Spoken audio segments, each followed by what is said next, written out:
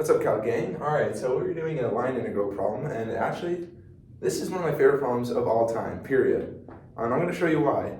So, let me start by doing this. So, it's this circle, basically, and it's done clockwise.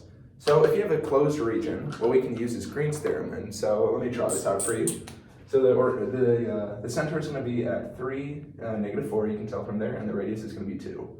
So, it's going to look like that, kind of.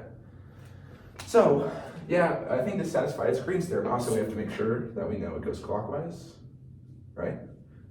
That is clockwise. Okay, so we're looking at it. It's Green's theorem, right? But how are we going to do it in Green's theorem? How do you define this region? Like, this region is really, really hard to define because, I mean, you can do it not, because when you have a circle, you want to do it in polar. It's going to be way easier in polar. But it's going to be really hard to do in polar when it's way down here. Trust me, I tried and I cannot figure it out. So what we're going to use is a change of variables and then use Green's theorem from the change of variables. So if you guys remember change of variables, it's where you put in u and v for something. So we have this region and we want to make it simpler, right? So how about we say, let's just go u is equal to x minus 3 and v is equal to y plus 4. All right, then our new region, we're going to call S, is going to be u squared plus v squared is equal to 4. And this is way easier to draw. It's just going to be a circle. This is u, this is v with radius 2. And now this is something way simpler. But what we have to do is we have to get a Jacobian, and we have to reevaluate everything in terms of u and v, right?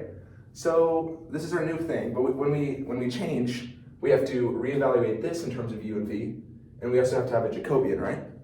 So let's do the Jacobian first so we don't forget, because I forget the Jacobian now. So what we need to do is we need to find this in terms of x and this in terms of v. So this is really easy, right? This just becomes x is equal to u plus 3, and this becomes y is equal to v minus 4, right? Yeah, okay.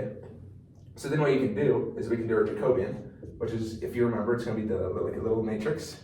So it's going to be the derivative of x with respect to u, which is 1, then derivative of x with respect to v, 0, derivative of y with respect to u is 0, and derivative of y with respect to v is 1. So of course you're going to do this, and it's going to be minus that, it's just going to be equal to 1. So that's going to be really easy for us.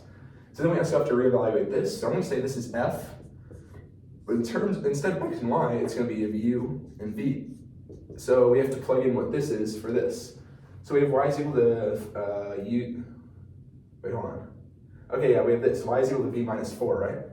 So we have v minus 4 minus cosine of y, which is going to be v minus 4, and then, oh wait, never mind, taking the derivative, right? Oh, never mind, you're just plugging things in.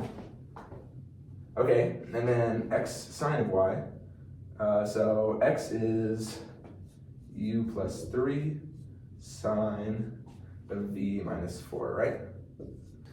All right, so now we have all of this, and we can set up our integral, but we need to know a couple things about Green's theorem.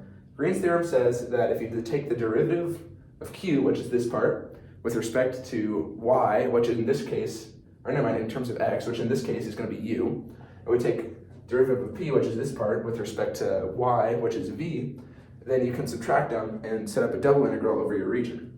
So we need to know what that is. So derivative of p with respect to u, because u is like our term of x in this case.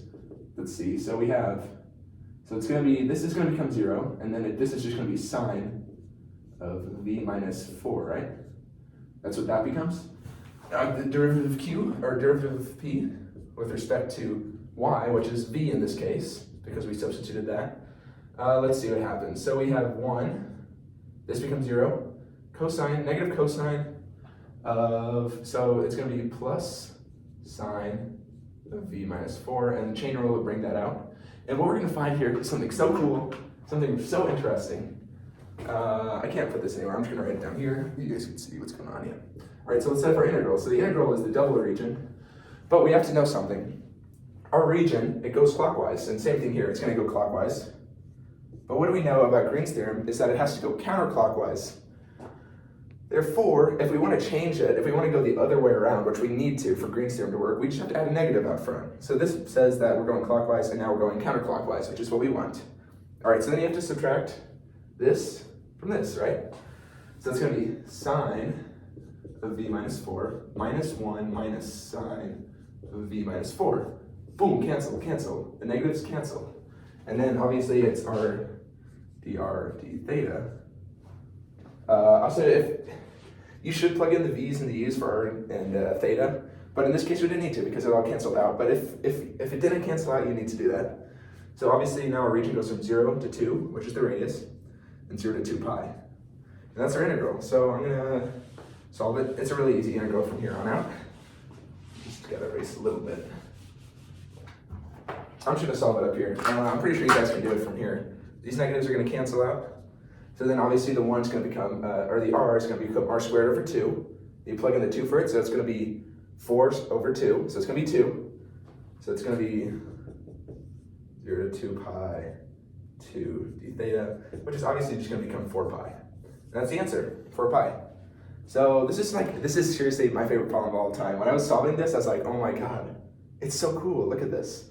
It's like taking all of your knowledge about this entire unit and putting it into one question. And it's so cool. So yeah, that's how you solve this problem. Yeah, keep it up. Good luck on your calc homework, guys.